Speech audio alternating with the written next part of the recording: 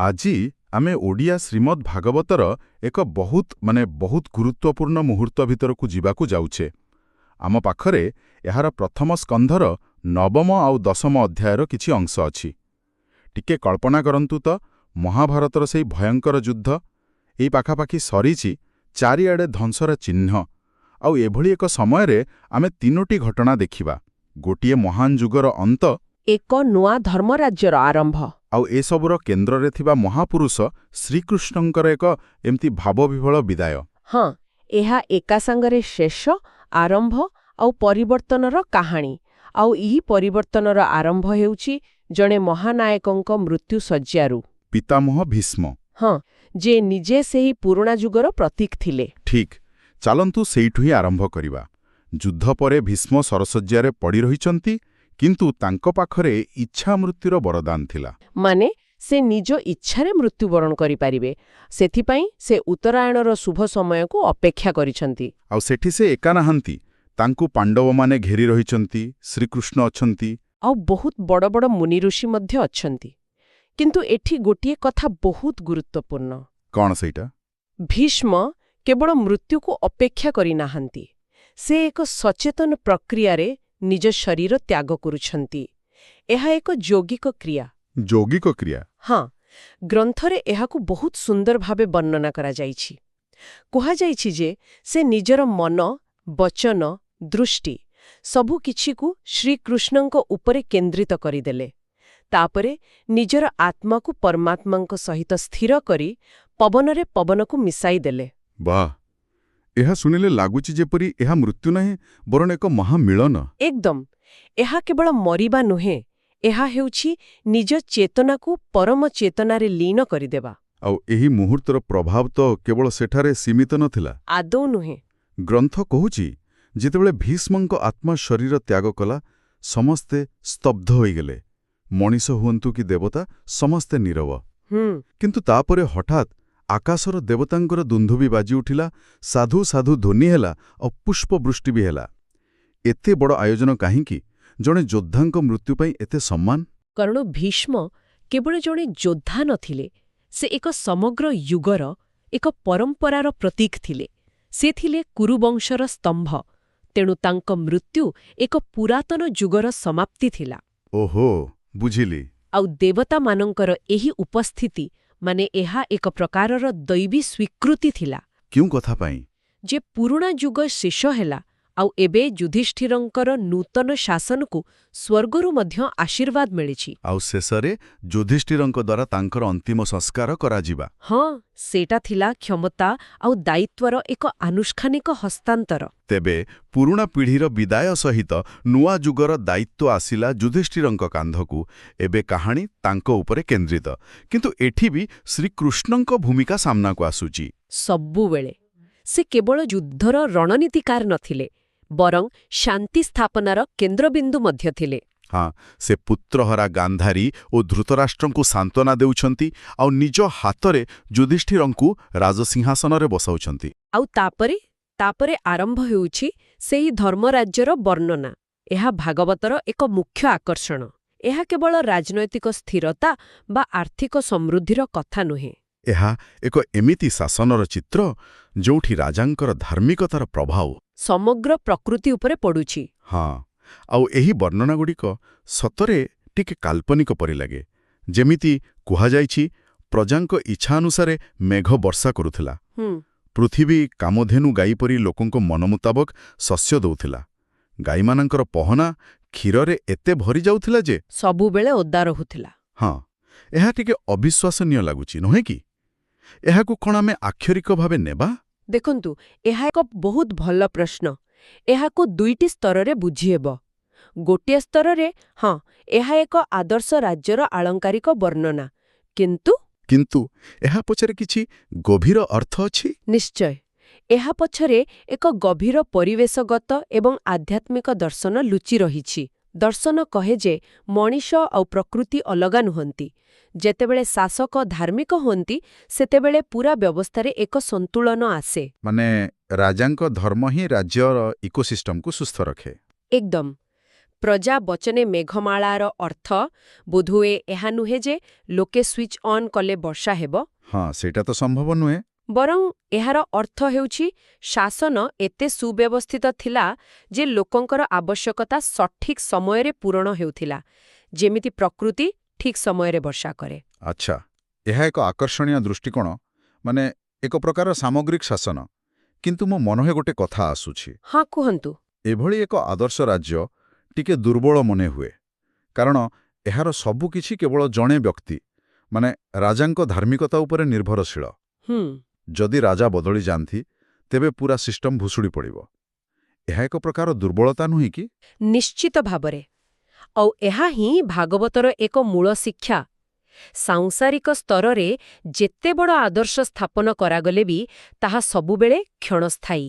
ଆଉ ଠିକ୍ ଏହି ଧର୍ମରାଜ୍ୟ ସ୍ଥାପନ ହେବା ପରେ ପରେ ହିଁ କାହାଣୀ ଏକ ନୂଆ ମୋଡ଼ ନେଉଛି। ହଁ, ଯାହା ଏହି କଥାକୁ ଆହୁରି ସ୍ପଷ୍ଟ କରିଦେଉଛି।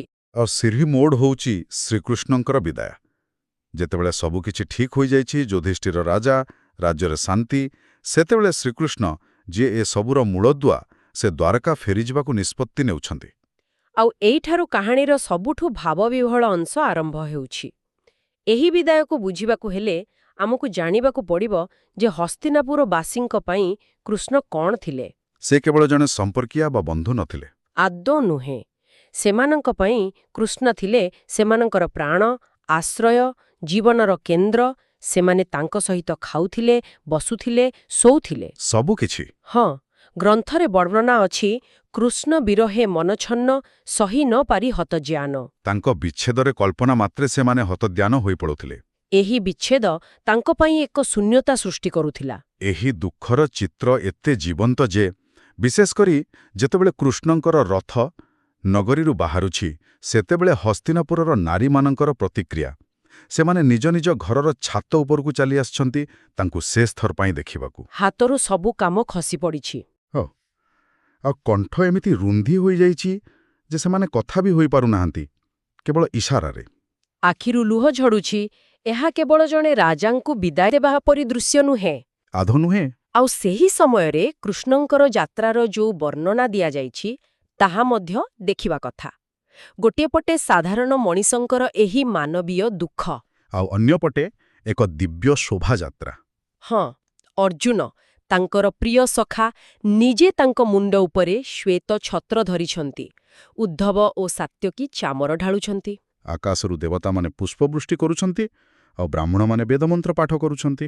ଏହି ଦୃଶ୍ୟ ଦେଖାଇ ଦେଉଛି ଯେ କୃଷ୍ଣ ଏକା ସାଙ୍ଗରେ ମାନବ ଏବଂ ଈଶ୍ୱର। ହଁ, ସେ ସମସ୍ତଙ୍କର ପ୍ରିୟ ବନ୍ଧୁ, କିନ୍ତୁ ସେ ହିଁ ସ୍ୱୟଂ ଭଗବାନ। ଆଉ ଏଠାରେ କାହାଣୀଟି ଏକ ବହୁତ ଆକର୍ଷଣୀୟ ମୋଡ଼ ନେଉଛି। ଯେଉଁ ନାରୀମାନେ ତାଙ୍କ ବିଚ୍ଛେଦରେ କାନ୍ଦୁଥିଲେ, ସେମାନେ ହଠାତ୍ ତାଙ୍କର ପ୍ରକୃତ ସ୍ୱରୂପ ବିଷୟରେ ଆଲୋଚନା କରିବା ଆରମ୍ଭ କରୁଛନ୍ତି। ଏଠି ମୋ ମନରେ ଗୋଟେ ପ୍ରଶ୍ନ ଆସୁଛି। ହସ୍ତିନାପୁରର ସାଧାରଣ ନାରୀମାନେ, ସେମାନେ ଏତେ ଗଭୀର ଦାର୍ଶନିକ କଥା କେମିତି ଆଲୋଚନା କରୁଛନ୍ତି? ଏହା ଏକ ଚମତ୍କାର ପ୍ରଶ୍ନ। ଯେମିତିକି କୃଷ୍ଣ ହେଉଛନ୍ତି ପୁରୁଷ ପୁରାଣ, ସେ ମାୟା ଦ୍ୱାରା ସଂସାର ସୃଷ୍ଟି କରନ୍ତି, କିନ୍ତୁ ପଦ୍ମପତ୍ରରେ ପାଣି ପରି ଅଲିପ୍ତ ରହନ୍ତି। ଏହା କ'ଣ ସେତେବେଳେ ସାଧାରଣ ଜ୍ଞାନ ଥିଲା? ବୋଧହୁଏ ଏହାର ଉତ୍ତର ଉଭୟର ମିଶ୍ରଣ। ପ୍ରଥମତଃ, ଏହା ସୂଚାଉଛି ଯେ ସେହି ଯୁଗରେ ଆଧ୍ୟାତ୍ମିକ ଜ୍ଞାନ କେବଳ ପଣ୍ଡିତ ବା ଋଷିମାନଙ୍କ ଭିତରେ ସୀମିତ ନଥିଲା। ସାଧାରଣ ଜନଜୀବନର ଅଂଶ ଥିଲା। ହଁ, ଆଉ ଦ୍ୱିତୀୟରେ, ଏହା ନିଶ୍ଚିତ ଭାବରେ ଲେଖକଙ୍କର ଏକ ସୁନ୍ଦର ଶୈଳୀ। ଭାଗବତର ବିଶେଷତା ହେଉଛି ଏହା ଗଭୀର ଦର୍ଶନକୁ ଶୁଖିଲା ଭାବେ ନ କହି କାହାଣୀର ଚରିତ୍ରମାନଙ୍କର ଭାବନା ମାଧ୍ୟମରେ କହିଥାଏ। ଆଉ ଏହାଦ୍ୱାରା ଦର୍ଶନ ଜୀବନ୍ତ ହୋଇଉଠେ। ଏକଦମ୍। ସେହି ନାରୀମାନେ କୃଷ୍ଣଙ୍କୁ ଭଲ ପାଉଛନ୍ତି, ତାଙ୍କ ପାଇଁ କାନ୍ଦୁଛନ୍ତି, ଆଉ ସେହି ଭଲ ପାଇବା ଭିତରେ ହିଁ ସେମାନେ ତାଙ୍କର ଈଶ୍ୱରୀୟ ସ୍ୱରୂପକୁ ବୁଝିପାରୁଛନ୍ତି। ସେମାନେ ଆହୁରି ବି କହୁଛନ୍ତି ଯେ ସେ ହିଁ ଏହି ସଂସାରକୁ ନିଜ ମାୟାରେ ସୃଷ୍ଟି କରନ୍ତି, ପାଳନ କରନ୍ତି, ଆଉ ଶେଷରେ ସଂହାର ମଧ୍ୟ କରନ୍ତି। କିନ୍ତୁ ଏସବୁ କର୍ମରୁ ସେ ସମ୍ପୂର୍ଣ୍ଣ ମୁକ୍ତ। ଠିକ୍ ଯେମିତି ପଦ୍ମପତ୍ର ଉପରେ ପାଣି ଟୋପା ପତ୍ରକୁ ଓଦା କରିପାରେ ନାହିଁ। ଏହା ତ ବେଦାନ୍ତର ଏକ ବହୁତ ବଡ଼ ସିଦ୍ଧାନ୍ତ। ଏବଂ ସେମାନେ କେବଳ ଏତିକିରେ ଅଟକି ନାହାନ୍ତି। ସେମାନେ ଅବତାରବାଦର ପୂରା ଧାରଣାକୁ ବୁଝାଉଛନ୍ତି। ଓହୋ। ହଁ, ସେମାନେ ପରସ୍ପରକୁ କହୁଛନ୍ତି ଯେ ଯେତେବେଳେ ପୃଥିବୀରେ ଦୁଷ୍ଟ ରାଜାମାନଙ୍କର ଅଧର୍ମ ବଢ଼ିଯାଏ, ସେତେବେଳେ ସେ ହିଁ ଧର୍ମସ୍ଥାପନ ପାଇଁ ଅବତାର ନିଅନ୍ତି। ଏହା ତ ସିଧାସଳଖ ଗୀତାର ଯଦା ଯଦା ହି ଧର୍ମସ୍ୟ ଶ୍ଲୋକର ପ୍ରତିଧ୍ୱନି। ଠିକ୍ ତେଣୁ ଏହି ସାଧାରଣ ନାରୀମାନେ କେବଳ ଭକ୍ତ ନୁହନ୍ତି ସେମାନେ ଜ୍ଞାନୀ ମଧ୍ୟ। ଆଉ ଶେଷରେ ସେମାନେ ଏକ ପ୍ରକାର ଈର୍ଷ୍ୟା ମିଶ୍ରିତ ଆନନ୍ଦରେ କହୁଛନ୍ତି ଯେ ସବୁଠାରୁ ଭାଗ୍ୟବାନ ତ ହେଉଛନ୍ତି ଦ୍ୱାରକାର ଲୋକମାନେ। ହଁ, କାରଣ ଦ୍ୱାରକା ହିଁ ପୃଥିବୀର ସବୁଠୁ ପବିତ୍ର ସ୍ଥାନ ଯୋଉଠି ଲୋକମାନେ ପ୍ରତିଦିନ କୃଷ୍ଣଙ୍କର ସେହି ହସ ହସ ମୁଖକୁ ଦର୍ଶନ କରନ୍ତି। ଯେଉଁ ପରମ ବ୍ରହ୍ମଙ୍କୁ ବଡ଼ ବଡ଼ ଯୋଗୀମାନେ ଧ୍ୟାନରେ ଖୋଜନ୍ତି ତାଙ୍କୁ ଦ୍ୱାରକାବାସୀ ପ୍ରତି ମୁହୂର୍ତ୍ତରେ ନିଜ ସାମ୍ନାରେ ଦେଖୁଛନ୍ତି। ଠିକ୍ କହିଲେ, ସେମାନେ ଜାଣିଥିଲେ ଯେ ସେମାନେ କାହାକୁ ବିଦାୟ ଦେଉଛନ୍ତି। ସେ କେବଳ ଜଣେ ରାଜକୁମାର ନୁହନ୍ତି। ନା, ସେ ହେଉଛନ୍ତି ସାକ୍ଷାତ୍ ପରମ ବ୍ରହ୍ମ। ତେଣୁ ତାଙ୍କର ଦୁଃଖ କେବଳ ମାନବୀୟ ବିଚ୍ଛେଦର ଦୁଃଖ ନଥିଲା, ଏହା ଥିଲା ଭଗବାନଙ୍କଠାରୁ ଦୂରେଇ ଯିବାର ଦୁଃଖ। ତେବେ ଏହି ପୁରା ଆଲୋଚନାରୁ ଆମେ କ'ଣ ବୁଝେ? ଆମେ ଭୀଷ୍ମଙ୍କ ମୃତ୍ୟୁରେ ଗୋଟିଏ ମହାନ ଯୁଗର ପତନ ଦେଖିଲେ। ଯୁଧିଷ୍ଠିରଙ୍କ ଶାସନରେ ଏକ ଆଦର୍ଶ ରାଜ୍ୟର ସ୍ଥାପନା ଦେଖିଲେ। ଆଉ ଶେଷରେ ଯେତେବେଳେ ସବୁକିଛି ପରଫେକ୍ଟ ଲାଗୁଥିଲା ସେତେବେଳେ ଆମେ ଶ୍ରୀକୃଷ୍ଣଙ୍କ ବିଦାୟର ଦୃଶ୍ୟ ଦେଖିଲେ। ଏଥିରେ ଗୋଟିଏ ବଡ଼ ବିରୋଧାଭାସ ରହିଛି। ଗୋଟିଏ ପଟେ ଧର୍ମରାଜ୍ୟ ସ୍ଥାପନର ଆନନ୍ଦ, ଆଉ ଅନ୍ୟପଟେ ସେହି ଧର୍ମର ଆତ୍ମାଠାରୁ ବିଚ୍ଛେଦର ଗଭୀର ଦୁଃଖ। ଆପଣ ଏକଦମ ଠିକ୍ କଥା ଧରିଛନ୍ତି। ଏହି ଅଧ୍ୟାୟଗୁଡ଼ିକର ମୂଳ ବିଷୟ ହିଁ ହେଉଛି ପରିବର୍ତ୍ତନ ଏବଂ ଅସ୍ଥାୟିତ୍ୱ। ମାନେ ସଂସାରରେ ସବୁକିଛି ପରିବର୍ତ୍ତନଶୀଳ। ହଁ, ଏପରିକି ସବୁଠାରୁ ଆଦର୍ଶ ପରିସ୍ଥିତି ମଧ୍ୟ। ପାଣ୍ଡବମାନେ ନିଜର କର୍ତ୍ତବ୍ୟ ପାଳନ କରି ରାଜ୍ୟ ପାଇଲେ, କିନ୍ତୁ ଯେଉଁ ଆଧ୍ୟାତ୍ମିକ ଆଧାର ପାଇଁ ସେମାନେ ଏସବୁ କରିଥିଲେ ସେ ହିଁ ଏବେ ଦୂରେଇ ଯାଉଛନ୍ତି।